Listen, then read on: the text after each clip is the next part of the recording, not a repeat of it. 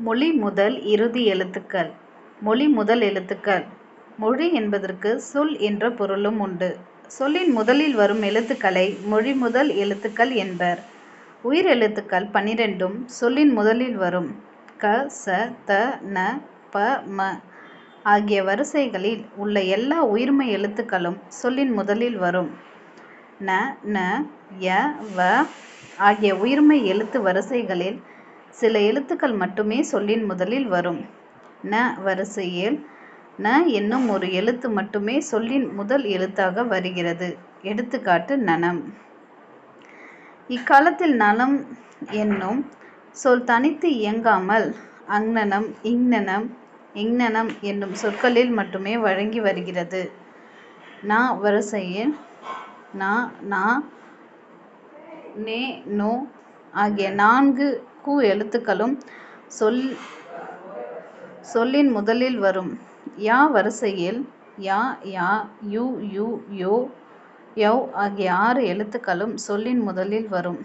வா வரிசையில் வா, வா, வி, வி, வே, வே, வை ஆகிய 7 எழுத்துக்களும் சொல்லின் முதலில் வரும்.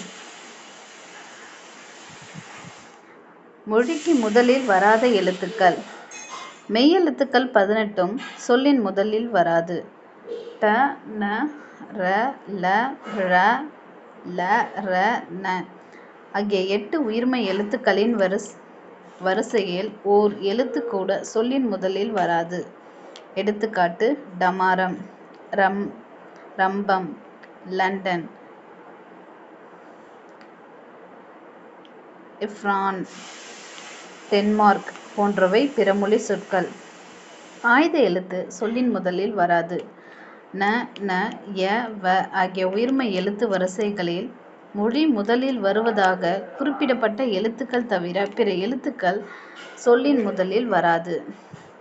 மொழி இறுதி எழுத்துக்கள். சொல்லின் இறுதியில் வரும் எழுத்துக்களை மொழி இறுதி எழுத்துக்கள் என்பர். உயிரெழுத்துக்கள் 12ம் மெய்யுடன் இணைந்து உயிர் மெய்யாக மட்டுமே மொழி இறுதியில் வரும். இங், இன், இந்த், இம், இ, இர், இல், இவ், இழ், இல், இன் ஆகிய மெய்யெழுத்துக்கள் 11ம் மொழியின் இறுதியில் வரும்.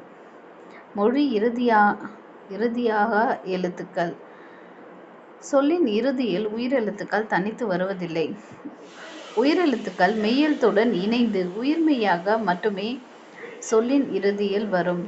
அளபெட எழுத்துக்களில் இடம்பெறும் பொது உயிரெழுத்துக்கள் சொல்லின் இறுதியில் வரும். ஆய்த எழுத்து சொல்லின் இறுதியில் வராது.